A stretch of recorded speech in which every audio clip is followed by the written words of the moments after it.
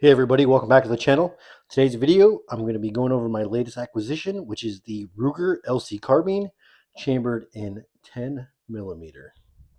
All right, so as is typical in my videos, first things I'm going to be going over is the basic gun itself, going over some of the features, some of my shooting impressions, what I think about it, and then I'll dive into the accessory choices that I've put on here, along with kind of what kind of drew me to it. So the Ruger LC Carbine is not a new gun. It has been out for a little bit, but the 10 millimeter is the latest chambering that it's been offered in. Believe it was offered in the 5.7 millimeter first, along with 45 ACP, and there may be some other chamberings. 10 millimeter gun, definitely very cool choice, very popular caliber, lots of power behind it. I feel like Ruger really hit it out of the park with this one, with the 10 millimeter carbine. Definitely, I feel like the 10 millimeter carbine is becoming a little bit more popular. It's something that, at least a pistol caliber carbine, is something that I've wanted. I was looking at the Strybog for a while. Didn't really feel like paying the Strybog prices, and then once I saw this gun here, which I believe I bought for $715 from Locked and Loaded, I couldn't pass it up. So the Ruger carbine, even though it is a very nice and small compact package, it does have a 16 and a half, maybe 16 and a quarter inch barrel. Barrel is threaded for 0.578 by 28. A little bit of an oddball thread pattern or thread pitch. Hadn't heard about that one before this gun myself. Also comes with an M-LOK handguard. As you can see, you have M-LOK slots from 4.5 at the 1 o'clock position and the 11 o'clock position, along with 4 slots running at 3 and 9, along with another 3.5 slots available at the 5 and 7, sorry.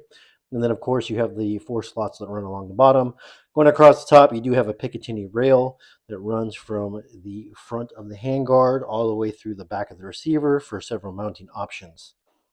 The charging handle is a non-reciprocating type, so as you pull it back to charge it, once you start firing, it does not move as the bolt fires back and forth. It is a simple recoil operated system. Now, as you'll notice, you'll see that the charging handle is set up on the right-hand side because I am a left-handed shooter, and I'll talk a little bit more about that in a little bit. As far as controls with the safety, the mag release, and the bolt release, let's just say right-hand bolt release, left-hand side bolt catch, and bolt release. As you can see, the gun is set up to be ambi. Me being a left-hand shooter, I can appreciate that very, very much. Folding stock, it does have a Picatinny rail on the back of the receiver, though the stock that comes with it, it is reversible to fold to the left or the right. Coming from the factory, it does fold to the left. As you see here, you have a push button activation, folds it up. There is nothing that locks it into place, but as you can see, it doesn't want to just simply swing open on its own. It is under a little bit of a tension. And I will say the first time that you get this, it is super tight. Like I thought that it was locked up somehow. But once you push past it the first time, it does simply swing open. As far as the stock, you see it is adjustable for length of pull. You got 1, 2, 3. I believe it's a 5 position. 1, 2, 3, 4, 5. Yes. It does have a clamp-on cheek weld to kind of cover up that kind of stock, that skeleton type stock. It's not adjustable for comb, but I can tell you that with when you're shooting your standard sight or standard height irons, which should be the 1.41, or even with an optic as high as lower third, as you see here, I have the Primary Arms SLX 1 power prism scope. You do get very comfortable cheek weld. The buttstock does have QD attachment points on both sides of the buttstock, and then along with the gun, you do also get a QD mount, an M-LOK QD mount that comes in the bag that you can mount it wherever you want, left hand, right hand side, a little bit forward, a little bit back, along with a front sight adjustment tool. Speaking of the front sights, they do come with these Ruger plastic sights, somewhat similar to the Magpul M-Bus. push button activated. They're very quick. Nothing super fancy, but they do the job. Same thing on the rear. Push button activated. Pop right up very quickly. Just simply push them back down. Also, that comes with the gun is the SGM Tactical 32 or 33. I don't know why it's slipping my mind right now, but extended magazine. This is patterned after the Glock pattern, and I'm going to speak about the mags. Specifically, it does take Glock 10 millimeter magazines. So if you have a Glock 20, such as what I have here, I have a Gen 4 G20 15 round magazine. You can use other generations as well. But if you are an ambi shooter and you want to move the magazine release to the other side of the gun, you do have to make sure that you get Gen 4 or Gen 5 magazines, as Gen 3 and earlier do not have the cutouts here to be able to swap the magazine release around. So the magazines, took them out, did some shooting with them, didn't have any issues with them whatsoever. They do feel like very stout magazines. I have used other Glock copy magazines before, and some of them feel a little bit chintzy. As you can see here, you have some metal reinforcement for the right-hand side safety, but you don't on the left-hand side safety, so that's kind of curious. And then, of course, in the front here, you have metal reinforcement as well, along with the feed lips, and I'm pretty sure, as you can see from the back here, a metal sleeve that runs all the way through. So ran a few mags through these, didn't have any issues whatsoever. Of course, didn't have any issues with Glock mags either. So getting into the ambidextrous controls. So as you see, you do have a thumb safety located kind of in the 1911 style placement. Me being a left-hand shooter, works very well for left. It is in the exact same place as it is for the right-hand side, or left-hand side if you're a right-handed shooter. Charging handle. This can be moved to either side of the gun. The way that it comes from Ruger is that you have the charging handle on the left-hand side of the gun.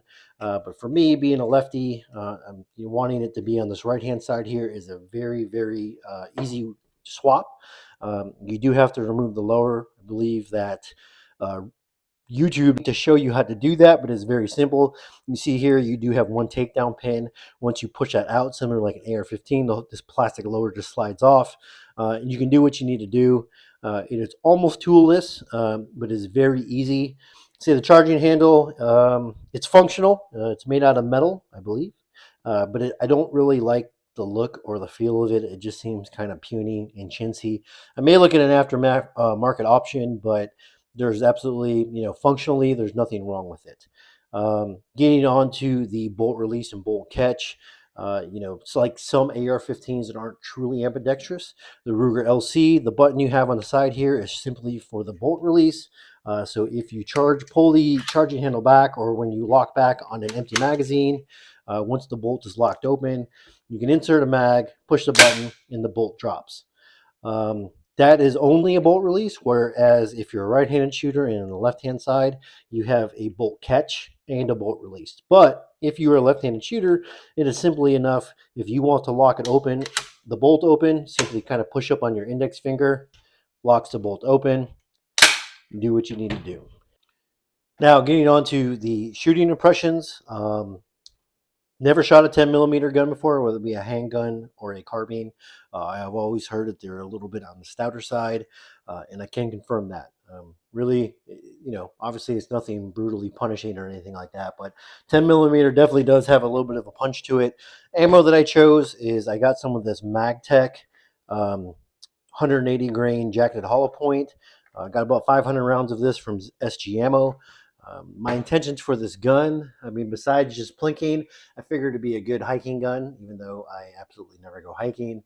But as far as like wild animal dispatch, for something that would be a nice little small package, as you see folded up here, it is nice and very, very small. So figured with this gun here, if you're going to worry about any type of wild animal dispatch, even though it is 10 millimeter, it is still a pistol, an automatic pistol cartridge. So you want to get something that's got a little bit of punch, at least from what I understand it. So the Buffalo Bore Heavy 10 millimeter Outdoorsman, which is the 220 grain hard cast flat nose. Picked up a few boxes of these with my intention that I was going to get on paper and get zeroed with this optic, with the MagTech, as it is a bit cheaper. And then I would go ahead and make adjustments to zero the optic with the Buffalo bore. So I will say that this gun really does like this MagTech ammo. Had zeroed the gun for 25 yards. Had some pretty decent groupings with the MagTech. When I went to go adjust to the Buffalo bore, the groups opened up quite a bit. So with this gun, with this Ruger LC 10mm carbine, the MagTech definitely very nice. Watched a couple of videos on this gun as far as like ballistic gel penetration tests. This stuff does reliably open up pretty well. So even for being a little bit cheaper, like range type ammo, not a bad choice for self-defense purposes.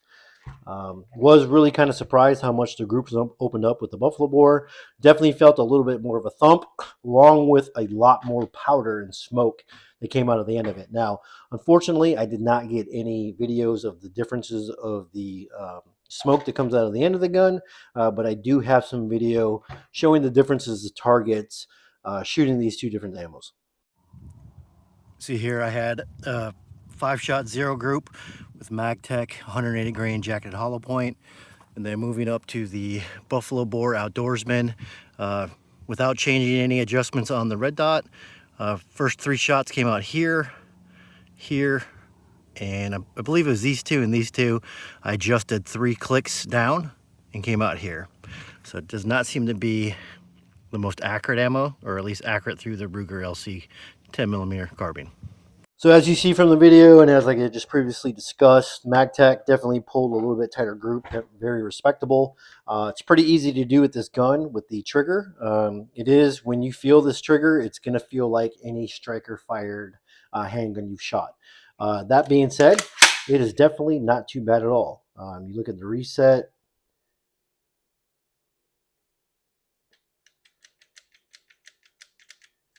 Oh.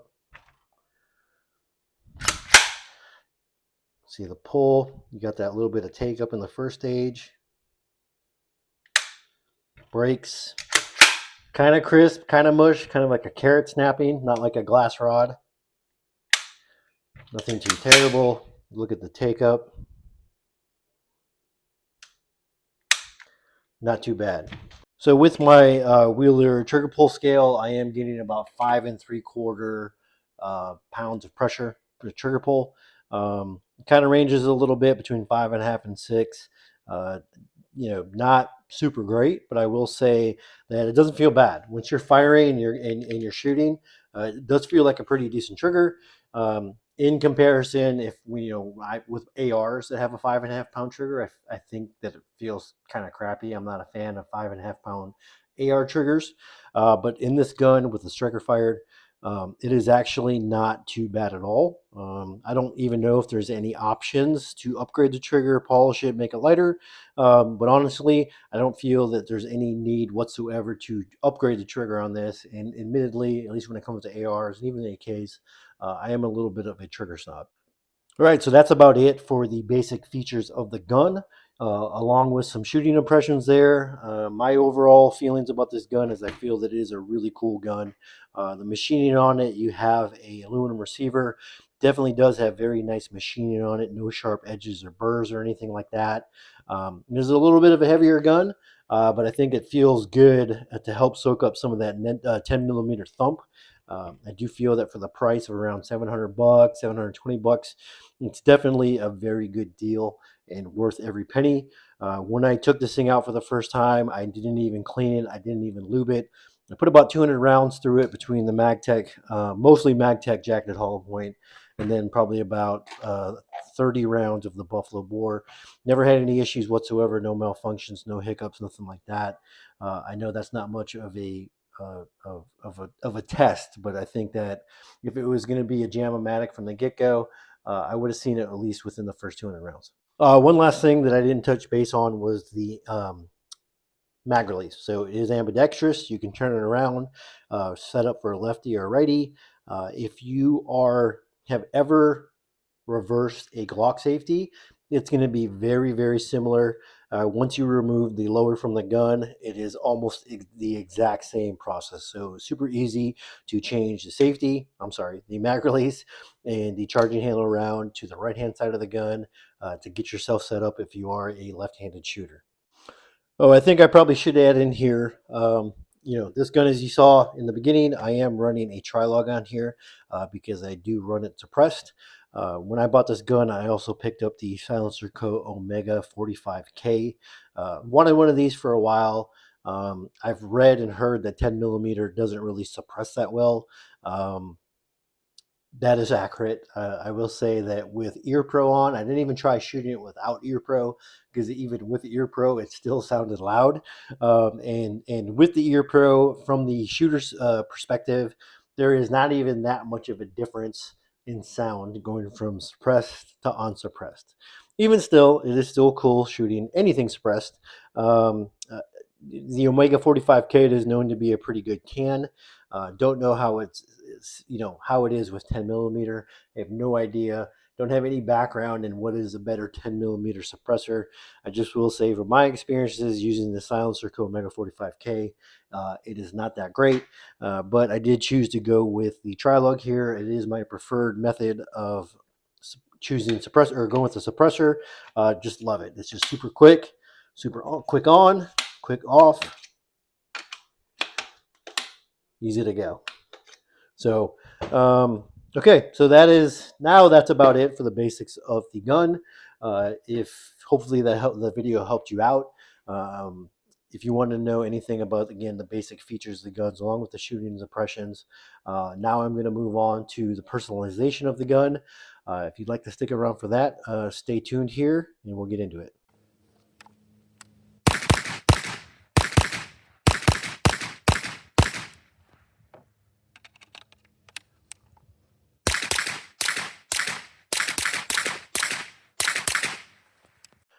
All right, so getting into some of the choices that I made for this gun, choosing an optic for it, I wasn't really sure if I wanted to go with a red dot. I know I didn't really want to spend a ton of money because while this gun is fun to shoot, it's never really going to be like a go-to.